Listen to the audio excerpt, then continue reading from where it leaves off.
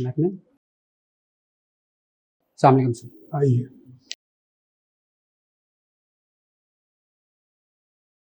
Now you introduce yourself to all of us. So my name is Abdul Wahab. I belong to Multan. I did Bachelor's of Electrical Engineering from NUST Islamabad on merit-based scholarship. After my graduation, I started my journey as an entrepreneur, in which I ran a software development firm that grew up to 50 employees.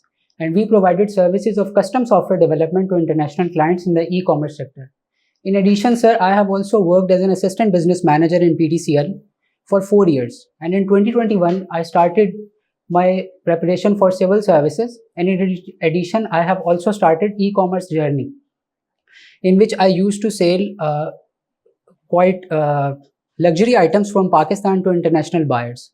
Carrying it forward in 2024, I started my e-commerce leather brand in the United Kingdom, for which I have done a joint collaboration with an international investor. And sir, as a voluntary work, I also gave digital training to the youth, for which 2 successful startups of females are working. And sir, in my free time, I like writing and exploring meditation through singing, and also spending time with my nieces, telling them metaphysical stories. Thank you, sir. So you are going for the PMS interview first. Sir, expectedly, sir. And you intend to join the civil services. Sir. You tell me, what do you know about Pakistan? Sir, I see Pakistan as a very resilient state. For instance, in the regional geography, we have a lot of security issues on our eastern front and western front. Still, we have managed to survive in the last 75 years. And in terms of our achievements, we have personalities like Jahangir Khan and secondly, Dr. Abdul Salam. And in terms of our armed forces, we have done a very successful defense in the most recent scenario in the India-Pakistan equation. And after that, Pakistan has been rising in the international politics.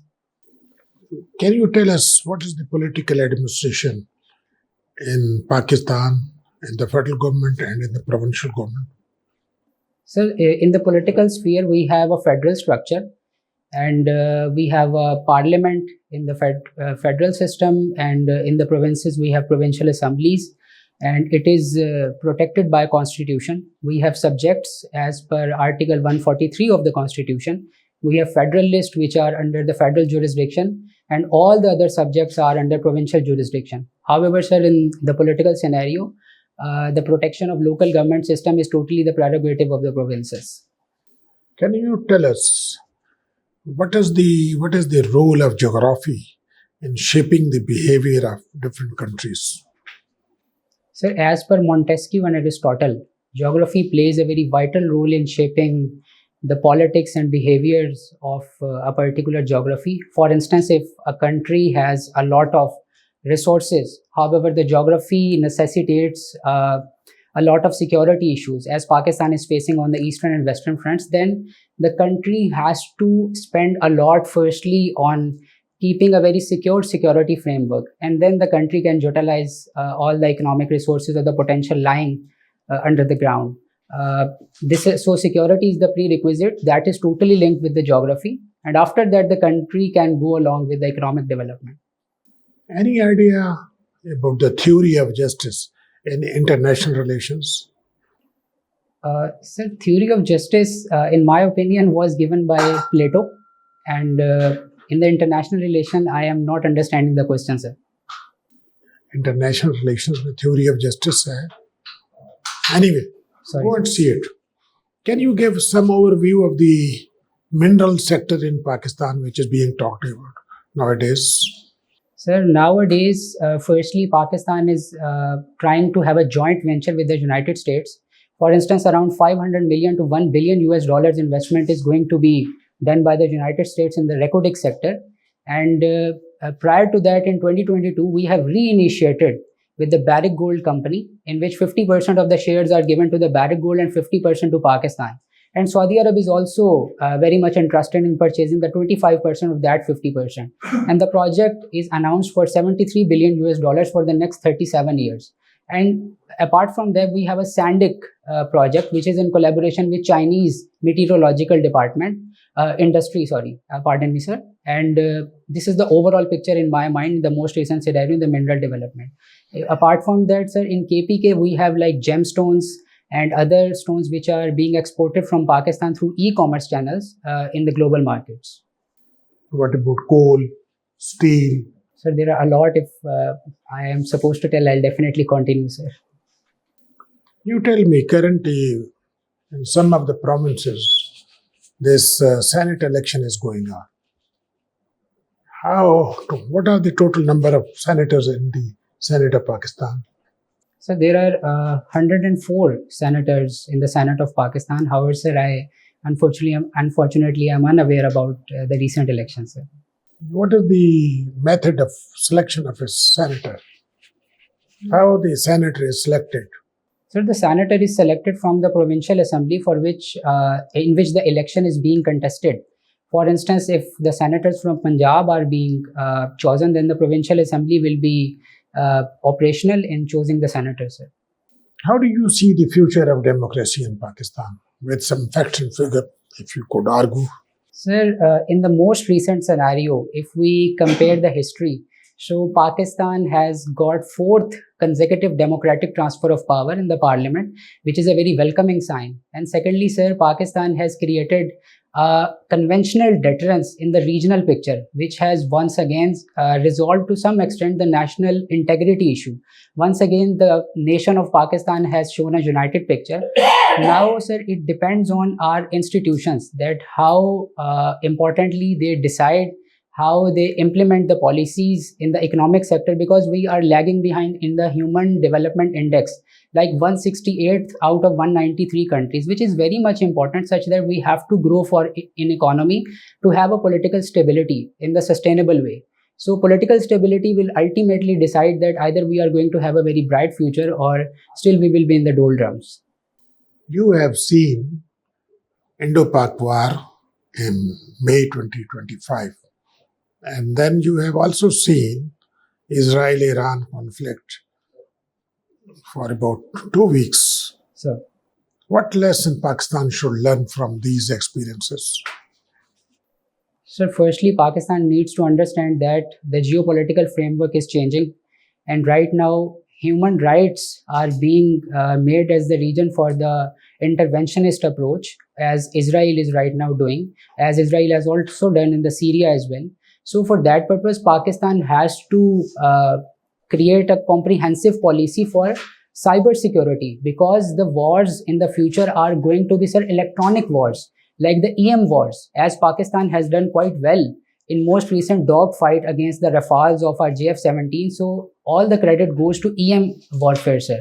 So we have to invest with China, and then we have to carry it forward like in the cyber security. And for that purpose, we have to start from our schools and then universities, in which we have to invest in the artificial intelligence. Once we would be investing in the artificial intelligence, then definitely slowly and gradually it will be a bottom-up approach.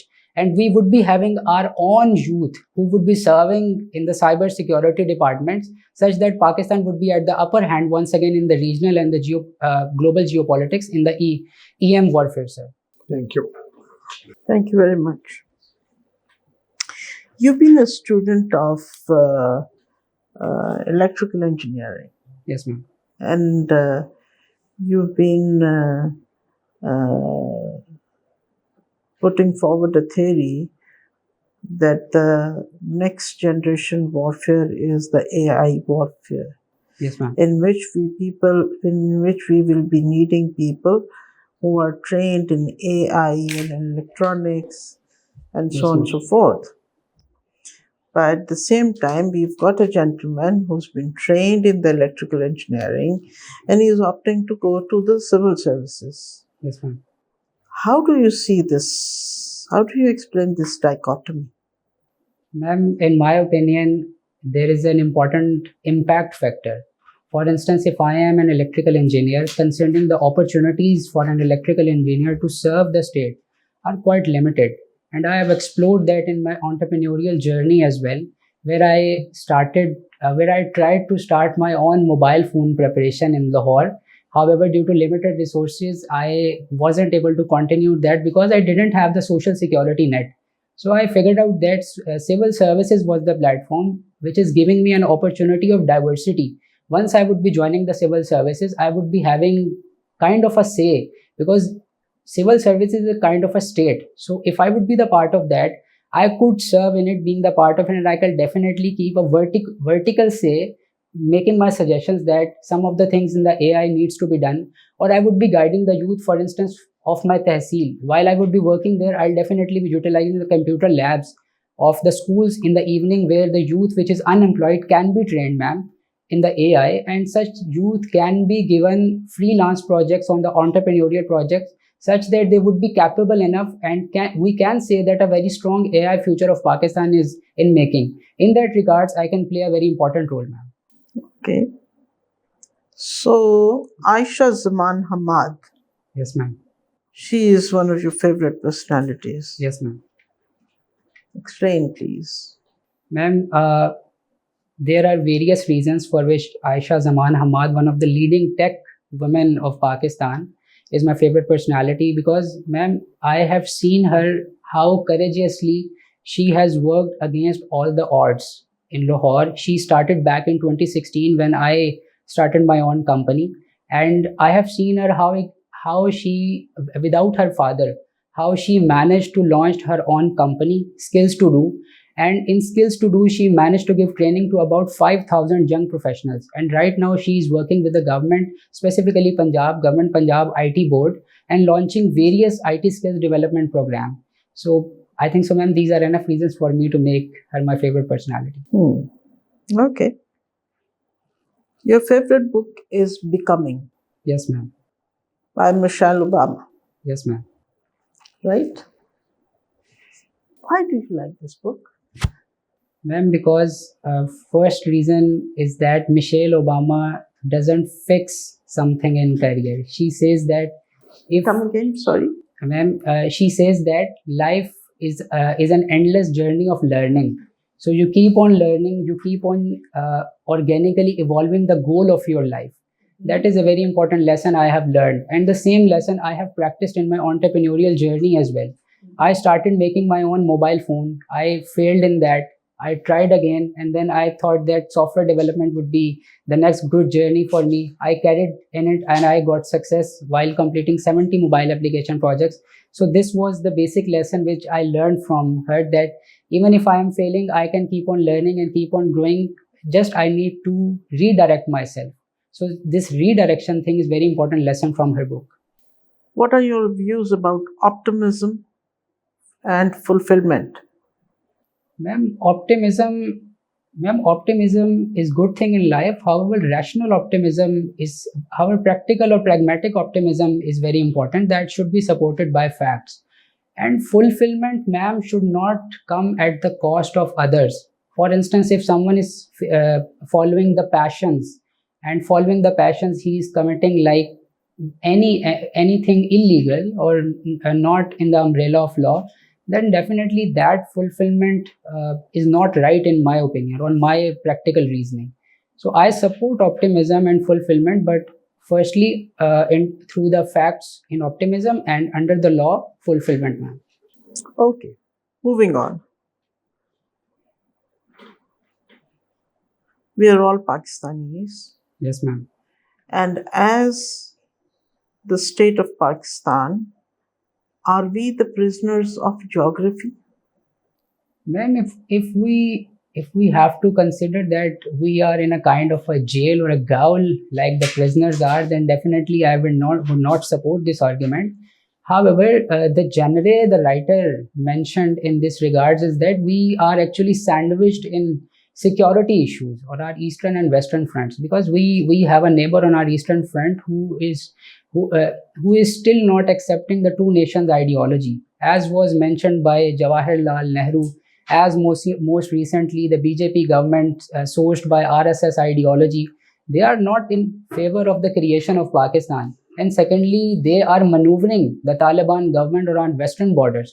So in this regard, the writer has tried to explain that the Pakistan geography is kind of in a gaol, but not, ma'am, explicitly as the prisoners are. Hmm. What do you understand by the terminology territorial borders? Ma'am, territorial borders under the UN Charter is kind of the marked boundaries on the global map between two countries. That's my understanding, ma'am. Okay. Do you have any understanding about the international treaties and conventions? Ma'am, I have read about them. I'll try to explain if I am asked about them. I am asking. Okay, ma'am, in terms of international treaties, I know about Human Rights Convention, United Nations Declaration of Human Rights, and then, ma'am, I know about the Vienna Conventions, Vienna Convention of Treaties, that how two states can go towards treaties.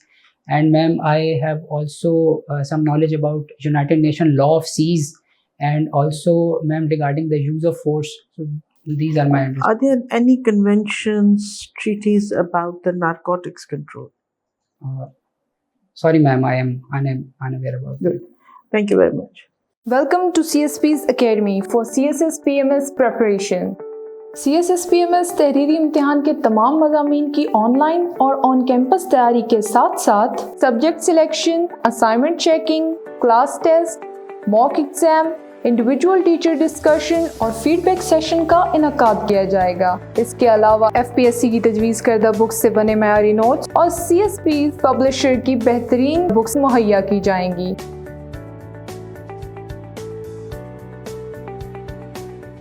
Thank you, ma'am.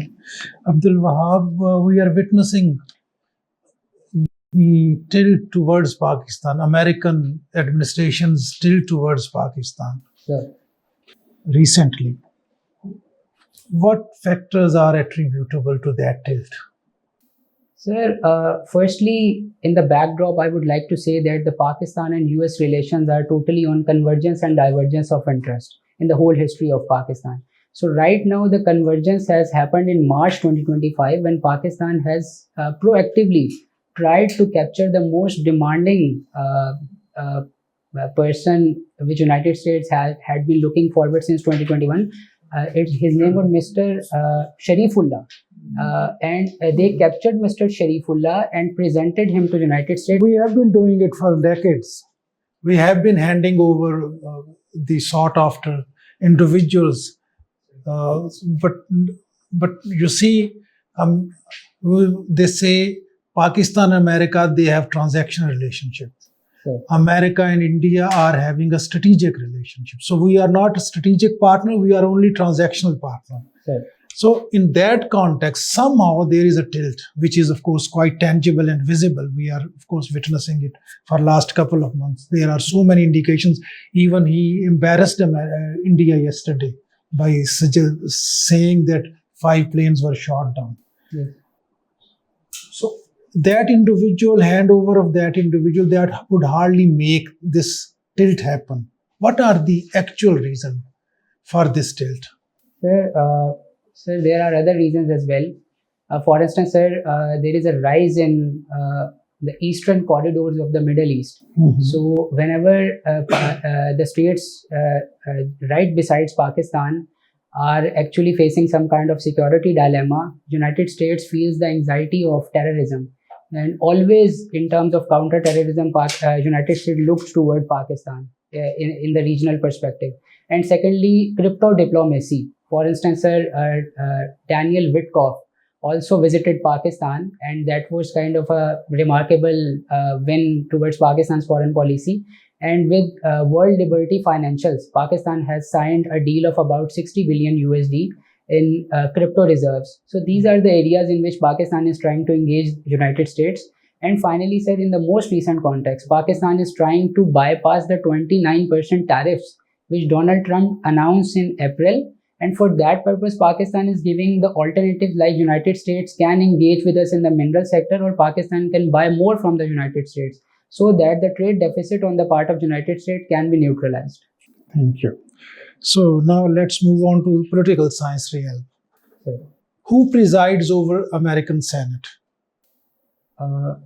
Presides over the session of American Senate. Sorry, sir, I am unaware about that. Okay. What is basic structure doctrine? The basic structure doctrine corresponds to the structure which protects human rights in the country. It can be termed as the Bill of Rights, that were the first 10 amendments. Sorry, sir, I have to look for that. Please look into that. Basic structure doctrine primarily emanates from Indian Constitution. Yes, sir. And it has a particular connotation. not relevant to America at least, but it's relevant to Pakistan also. Okay, sir. So the complexion of the constitution cannot be changed. There are fundamentals of a constitution. Any amendment should not change the fundamental complexion of a constitution. Sure. This is basic structure doctrine. Okay, what is bipartisanship? So bipartisanship means two parties or That is two-party system. But what is bipartisanship? It is an approach, a political approach. sir, it can be termed as an inclusive approach in which two identities in the political realm are sitting together and running the government, sir. Check it. Our constitution has defined state. Have you gone through that definition? Sir, Article 7 of the Okay, what is Constitution. the gist of that definition? Sorry, sir, I am unaware about the exact lines of that. So, a serious climate change induced disasters are staring into our face currently, Sir, and we cannot close our eyes to that. The government, in response, has evolved a 4R framework to cope with the disasters. What is that 4R framework? sorry, sir, Environmental science. sir, I haven't read that, sir. Please go and read that. Yes, sir. Okay, my last question. Superior judiciary has defined government in a very important landmark judgment. Have you gone through the definition of government? Sorry, sir, I haven't The checked. Mustafa Impacts case. What is your understanding of government? Sir, my understanding of the government How would is, you define a government?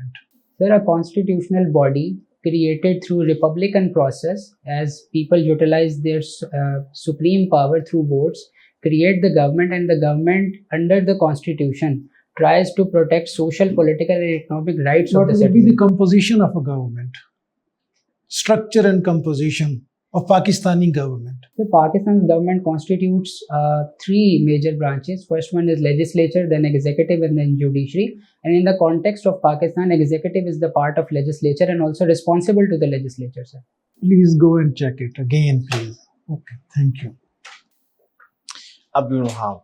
Sir, Well, what is cadre party? Define. Cadre party. sorry, sir. Mass party. Sorry, sir, I am unaware about that. Nazi party. The Nazi party was the party of Hitler, and It was the party of Hitler. uh, Or Hitler was representative of Nazi party. so Hitler was the representative of Nazi party, and What through- are the characteristics of Nazi party? the Nazi party had an emotional and totalitarian approach in ideology. And Communist party. Communist Party aims towards classless and stateless society, sir. Okay, well, utilitarian philosophers. One philosopher, he propounded idea and gave the qualitative dimension of government. And other was who gave quantitative dimension of government. One was about the good government and other was about the better government. Can you name or classify those philosophers? Who was in aligned with good government and who was aligned with the better government? There was a philosopher named as Thomas Hobbes. He coined the idea of absolute government. Okay, I'll name the philosophers. You have to tell that how they contributed toward the making of US Constitution. Machiavelli. Sir, Machiavelli coined power politics and realism in politics, and in that regards, there was a struggle between federalist and anti-federalist, such that they reached a convergence from confederation to federal And constitution. how do you see implications or presence of Hobbesian principle in US Constitution? Sir, Hobbesian principle means we have a strong executive there, sir. And for instance, sir, POTUS has a large amount of power, sir. He can exercise. So that Lockean principle. the Lockean principles have two basic impacts. Firstly, sir, Bill of Rights are under Lockean influence, and secondly, sir, limited government. That individual freedom was protected or natural rights were protected, sir. And Rossian principle. The Rossian principle had impact of general will, and the process of elections across the United States, the primaries and caucuses of POTUS and Define briefly Trotskyism. sorry, sir, can you please repeat? Trotskyism. Sorry, sir, I am unaware about that. Stalinism. So Stalinism was the ideology of Stalin in. How he contributed toward political science. So Stalinism gave a political system of created the political system of communism. We can say that because sorry, sir, I am unaware about that. Okay, while Pakistan participated in Bandung conference held in 1955, what was about this conference? Sorry, sir, I am unaware about that. NATO, established in 1949 in order to contain emerging or rising USSR or communism at that time. USSR collapsed in 1991. Why NATO still working? Sir, there are two basic reasons as per the scholarship. Sir, firstly, they want to have a collective defense continued, and as one of the institution has been created. And secondly, sir, it is the representation of a unipolar world order, and the unipolar world order is a kind of dictationary in nature. Through the coercion of NATO, they try to implement their ideologies on others and try to maintain peace. That can be termed as diktat in the new polar world order. So that is the purpose. Tamerlane invaded subcontinent 1399. What is the significance of his invasion? Sorry, sir, I'm unaware about that. Okay, what socio-political changes happened after the Proclamation Act 1858 in subcontinent? Sorry, sir, I haven't read that, sir. Who is the author of Causes of Indian Revolt? Sir, Sir Syed Ahmad Khan. Okay, the incident happened in 1857. What do you believe? Was it a revolt or it was a war of independence? Sir, as per the book of Sir Syed Ahmad Khan, Causes of Indian Revolt. What is your comments? Sir, I see that as part of independence, because Britain came here, East India Company, they tried to capture the authority of the Muslims, so they were fighting to get it back, sir. Okay, who were the chief proponent of right of separate electorate, and what is the significance of this idea? Sir, the idea was first coined by Sir Syed Ahmad Khan. That can be termed as rationalist and reactionary political separation, and it was continued. And in Shimla deputation, the major proponent was Sir Aga Khan with 34 others, sir, as well. And they met. Okay, my last question: Khilafat movement was an emotional movement or rational movement? Sir, if we see the political sphere at that time, Muslims had two groups at that time. One was Muslim League group and the other one was Sir Khilafat group under Maulana Muhammad Ali Johar. So, sir, this can be termed as kind of an emotional movement. And because, sir, the rational group was under Jinnah's leadership and they were following to have a settlement with the British. What Allama Iqbal's views were on Khilafat movement? Sir, I haven't heard about the explicit views of Allama Iqbal. Okay, thank you. Let's conclude. Let's have an informal discussion. Wahab, माशाल्लाह you are good. Thank you, sir. अच्छी चीज़ें हैं, personality आपकी ठीक है, आपका setting posture ठीक है, वॉइस का इम्पैक्ट आपका ठीक आता है, कम्युनिकेशन स्किल आपके very good, you are intelligent, confidence come with the knowledge, when you have got the answer you are more confident, तो वो फिर लूज करता है उसके बाद व्हेन यू डोंट हैव. तो मेरा ये ख्याल है कि you are good, state in the state of preparedness में रहो, हालत जंग में रहो, अपने ऊपर तारी करो, ठीक है ना. You need to invest at least 8 hours a day for the purpose of interview and do some smart work, ठीक है ना. How to do a smart work, meaning by interview को समझ के अपनी तैयारी करो. और इसके लिए I hope you must be having कुछ ना कुछ नोट्स बनाए होंगे. इंटरव्यू की एक नोटबुक हम रिकमेंड करते हैं जिसमें पावर पॉइंट प्रेजेंटेशन पे पॉइंट्स लिखते हैं ना, बुलेट, उसी तरह पॉइंट बनाओ अपने. तो व्हेन यू स्पीक तो यू स्पीक एटलीस्ट वो 2-3 पॉइंट थ्रो करने होते हैं, ठीक है ना. तो आप हर टॉपिक पे 80% आपका इंटरव्यू इसी में होगा जो आपने लिख के दिए. They are going to verify what you claim, okay sir, ठीक है. और 20% बाकी अखबार से है.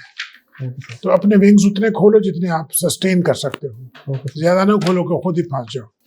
अपना जो है ना इंट्रोडक्शन स्ट्रक्चर कर लो, Okay, sir. Focus on your qualification and experience, that's all. ज़्यादा ना फैलाओ, Okay, sir. ठीक है? और अखबार रोज़ाना देखो और उसमें specially international news, national, social, economic, political, environmental issue पे फोकस करो. एंटिसिपेट करो क्वेश्चन. Sure. जो कुछ तुम कहते हो, अभी ये तुम्हारे सब्जेक्ट है ना, पॉलिटिकल साइंस भी है, पंजाबी भी है. एंटिसिपेट करो कि क्या क्वेश्चन पूछे जा सकते हैं. Okay. तो you must have some short answer for Yes, this. sir. You have got, you are a very strong candidate for both PMS or CSS. Thank you, sir.